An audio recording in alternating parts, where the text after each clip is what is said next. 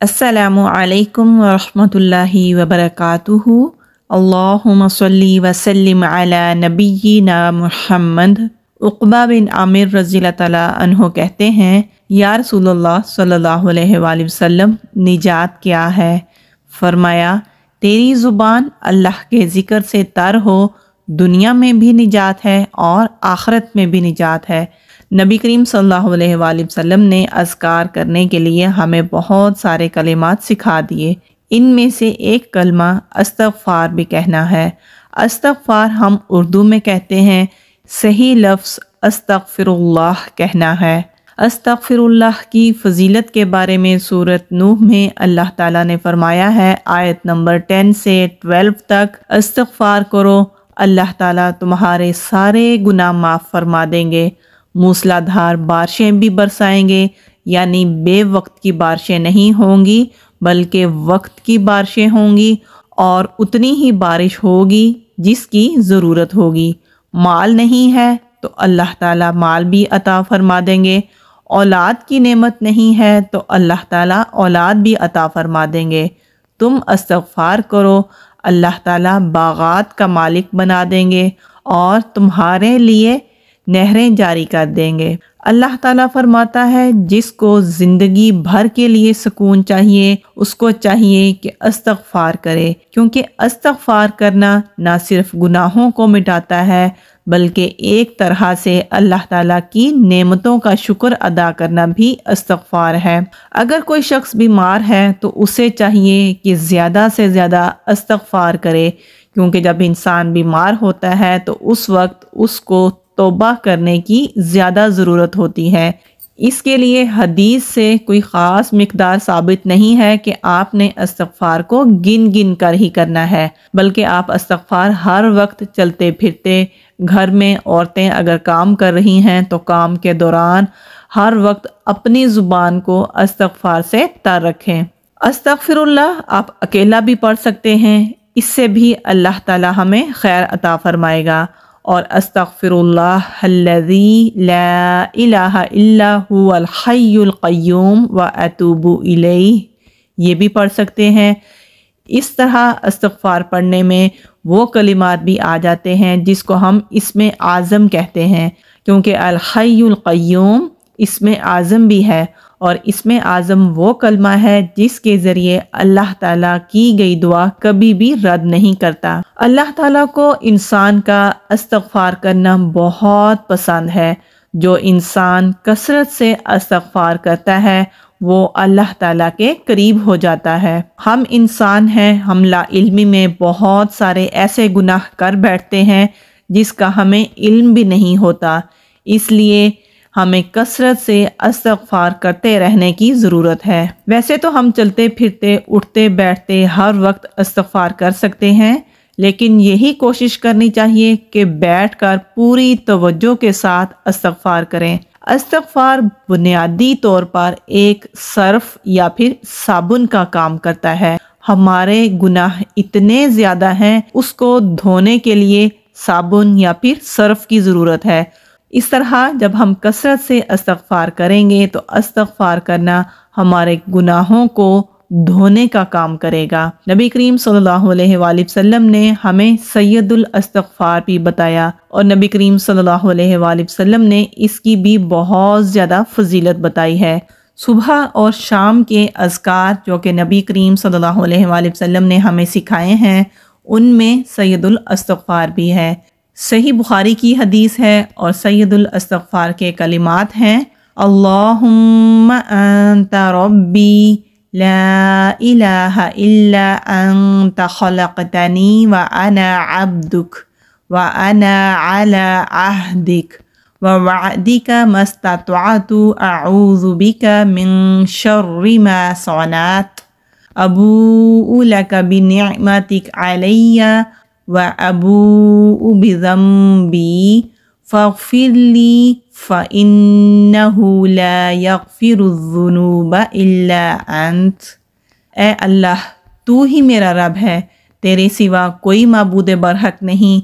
तूने मुझे पैदा किया और मैं तेरा बंदा हूँ, اور میں اپنی استطاعت کے مطابق تجھ سے کیے ہوئے عہد اور وعدے پر قائم ہوں۔ میں تیری پناہ چاہتا ہوں ہر برائی سے جو میں نے کی۔ میں اپنے اوپر تیری عطا کردہ نعمتوں کا اعتراف کرتا ہوں اور اپنے گناہ کا اعتراف کرتا ہوں، پس مجھے بخش دے، یقیناً تیرے سوا کوئی گناہوں کو نہیں بخش سکتا۔ آپ صلی اللہ علیہ وآلہ وسلم نے فرمایا، جس نے اس دعا کے الفاظ پر یقین رکھتے ہوئے صبح ان کو کہہ لیا اور اسی دن شام ہونے سے پہلے اس کا انتقال ہو گیا تو وہ جنت والوں میں سے ہے، اور جس نے اس دعا کے الفاظ پر یقین رکھتے ہوئے رات میں ان کو پڑھ لیا اور اس کا صبح ہونے سے پہلے انتقال ہو گیا تو وہ جنت والوں میں سے ہے۔ سید الاستغفار کو بھی ہمیں اپنی صبح اور شام کے اذکار میں ضرور پڑھنا چاہیے۔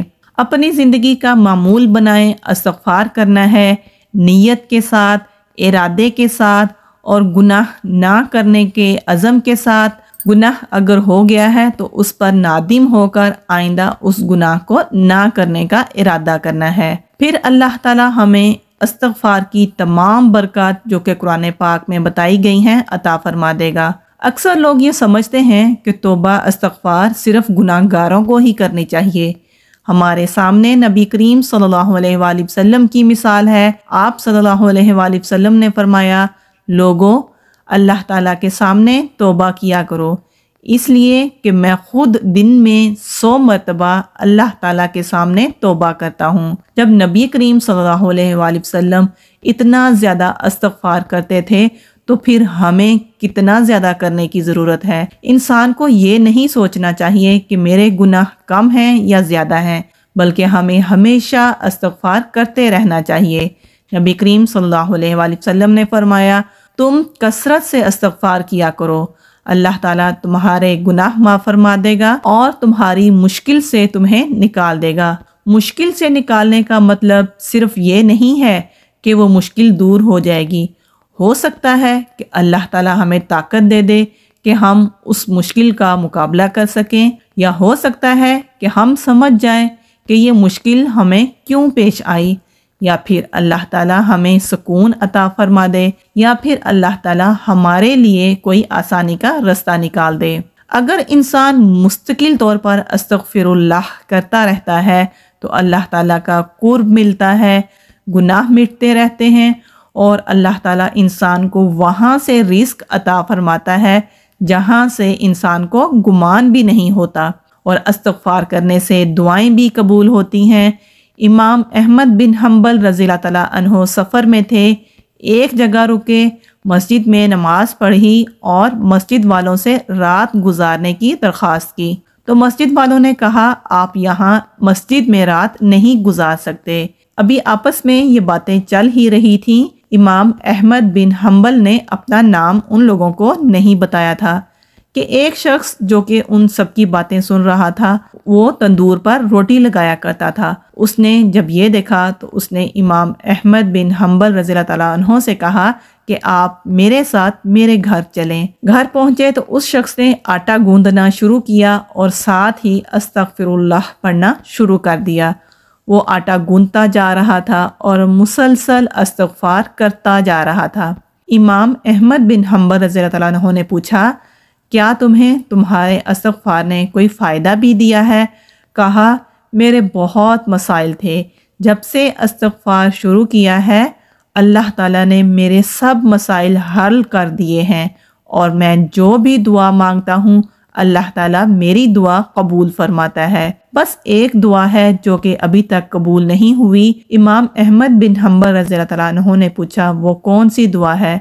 کہا کہ میں نے سنا ہے اللہ تعالیٰ کا ایک بہت نیک بندہ ہے، امام احمد بن حنبل اس کا نام ہے، اللہ تعالیٰ سے دعا مانگی ہے کہ اللہ میری اس شخص سے ملاقات کروا دے۔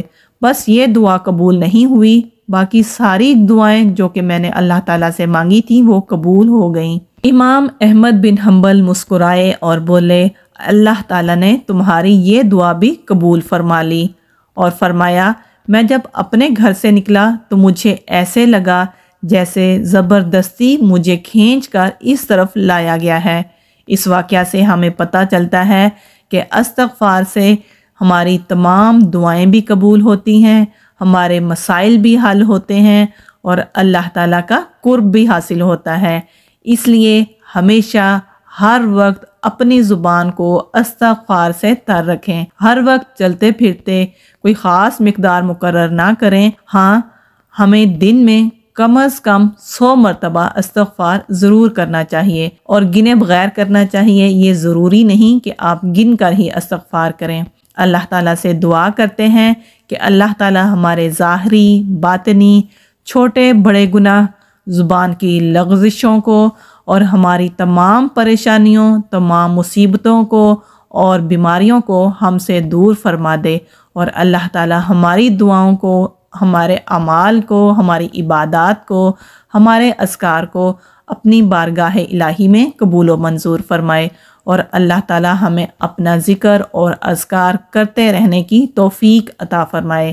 آمین۔ السلام علیکم ورحمۃ اللہ وبرکاتہ۔